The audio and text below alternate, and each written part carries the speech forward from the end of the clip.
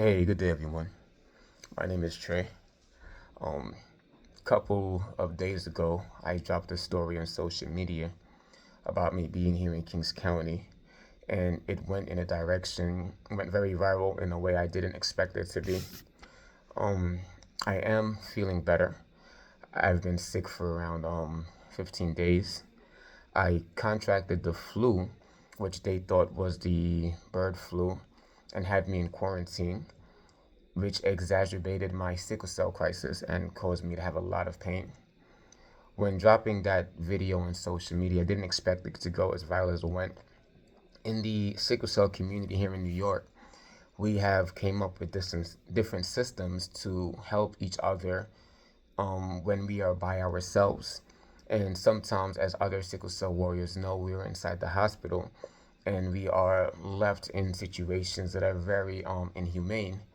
And to sometimes get assistance, we will either call each other or drop a video calling for help, where other organizations can call the hospitals and help to expedite the services that we are given. As we know, there have been times where even myself in the past have been left in emergency rooms and back rooms for hours, lingering in pain. And for those who don't know, with sickle cell, the worst thing isn't the pain that we go through, as though that pain is very excruciating. We go through such things such as ischemic damage and vaso-occlusive damage that damages our body from inside, damaging our veins, damaging our bodies, and these things need to be treated as soon as possible.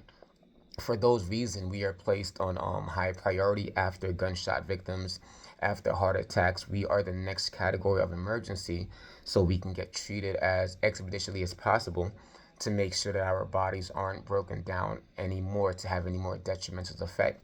Those effects can have long-lasting linger effects. I already have rib infarcts, knee infarct, bilateral necrosis of the hips, gout, plantar fasciitis. I have a heart condition, asthma. I have around 16 conditions that cause me to be very ill. And when I dropped the video, I was going through a lot emotionally.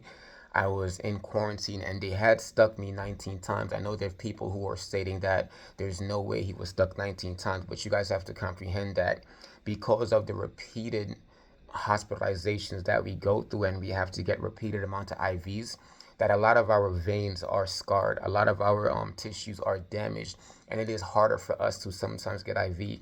For those reasons, we often get vein finders and ultrasounds to help us get those, to help us find those veins. I ended up having three different IVs while here because seven of the IVs kept on breaking down as my veins are not that well. And it took them around 21 sticks before I was able to get an IV in me, and it was just a hard situation. I was left inside a room, as you guys saw, that was had no window or ventilation, but the biggest thing was that there was no intercom, and many people had a lot of interesting comments to say, and it's is I found a lot of love and a lot of hatred in the comments, and it's sad that we are so broken in so many different dynamics. So first of all, I want to tell all the people who wished me well and a speedy recovery and were giving me modes and methods of finding aid. I want to tell you thank you and I appreciate you. I appreciate all the prayers that went up for me. For all the negative people, especially to those very negative individuals who stated that they were nurses and had the audacity to call me a drug seeker, had the audacity to make comments stating that, oh, patients like this, once I heard get dilaudid, we automatically know that they're drug seekers. To you, I hope your license gets taken away. I hope that we're able to track down which hospitals you do work for, if in fact you do work for a hospital, and they're able to take away your license because such negative comments such as that are reasons why there's such a big stigma in the sickle cell community. Working as a community health worker, working with other individuals that have sickle cell, I have heard too many stories about individuals whose lives were lost in hospitals and who have committed suicide due to the atrocities they faced while living inside of the hospitals through individuals who talked about them very unjustly and had such very negative connotations to stay about them. So if you are a medical professional who are using such words as drug seekers and have very negative stigmas to say, I hope we can find who you are. I would love to come to your hospital and speak to your hospitals about the kind of individual who you are, because you should not have anyone in your care as you are not professional. Because if you deal with anybody with sickle cell, you know that there's a lot that we go through, and to have the people who we come through the aid act, such as yourself, it is very inhumane, and no one's life should be placed in your hands. Um, there are a lot of people who are calling Kings County Hospital Killer County Hospital, and that is such an atrocity. I know at one point I did say negative things about the hospital. I was going through a lot, and when we're going through a lot, we can sometimes say things that are very negative. So I do want to apologize for those comments, but I am going to stand by and say that there were some very negative things that took place in this hospital, but there were also some very positive that took place. I come to this hospital because my doctor, Dr. Mutu, a fantastic doctor, he is here. So I come here to see this doctor. While here, I met other great doctors I was able to talk to, and being able to get some good cares. There were some doctors who were just horrible, who were caught in lies. I audio tape and videotape a lot of things that happened to me. So I was able to capture a lot of these documents, and these things will be brought to light as doctors need to be professional in how they handle and conduct with individuals.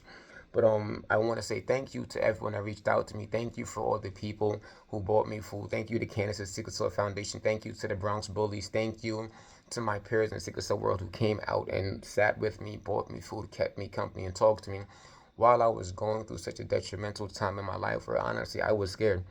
My lips had turned very white. I was completely dehydrated. My body wasn't getting nutrients. I was going through a lot with the flu and the crisis that were both exacerbated. And it was a tough time in my time, but the well wishes and the prayers of so many people that I know went up to God were heard. So I thank everyone for being a part of this journey in the positive light. And for all the people, like I say, who are negative, I would love to find out who you are. And I would love to just come to your hospital, your establishment, and have conversations. Now, while being in here, Kings County was made aware of some of the circumstances that happened. And Kings County, I'm going to hold you accountable to your word, because some of your staff did approach me and mention to me that they are working on new protocols, because every hospital room should have an intercom. Patients should not be left in hospital rooms for elongated period of times. But one of the best things that they spoke about is extending the sickle cell clinic that is ran by Dr. John Mutsu here in the Kings County Hospital in the D&S building, from not just being Monday through Friday from 9 a.m. to 5 p.m., but having it ran all day, because the sickle cell crisis can take effect any time of day, not just those hours. After that, it'll be also extending it to also have time on the weekend. Now, I want to thank some very great doctors, Dr. Nero, Dr. Dr. McFarlane, who were a part of my care, who were able to work with me, who they go above and beyond. One of the best things they did was just have conversations with me. Doctors prior to them who were on my care were so negligent in listening to me, as too many doctors feel as they have went to school, that they know more about a patient's body than themselves. And those doctors kept me in a turmoil situation. But once conversations happened and doctors and patient were able to have conversations, my standard of care was improved. I was forced to hold some of them accountable by utilizing such knowledge that pertained in the patient's Bill of Rights. Because we understand that there are certain hospital policies that are set in place, but hospital policies never trump federal law. So I implore all patients to please learn your patient's Bill of Rights so you can defend yourself when you're in these hospitals and you are being treated negligently in these establishments that are here to treat you with care. I am in track to go home today. Today is February 4th. The current time is 11:25. I am tracked to going home today. I was given antibiotics and pain medications and vitamins, and they were able to bring me back to care. So for those individuals who say it's just Killer County, well, I'm alive. And there are many people who are alive today because of this hospital. So no, it might not be the most perfect hospital, but this hospital has helped many people and brought many people into this world and saved many lives. We need to stop with all the negative stigma and work on fighting into the future where we can come together. I am a community health worker who works with individuals that have sickle cell, and this is just a portion of the fight that we go through. But please understand, my fight is not over, because I don't just fight for myself. I fight for every individual that has sickle cell disease, and we're going to bring attention to all the negative malfeasance that take place inside any hospital, any school, any job, any kind of situation that has negative effects on any individual with any disparity. Because I don't just honestly fight for people with sickle cell, I fight for anybody with any disparity. All right. And a lot of what I do is funded by my company, Love and Fashion. We sell apparel and we sell merch, and we use those funds to visit other patients in the hospital and bring them food and bring them supplies. We visit patients at home.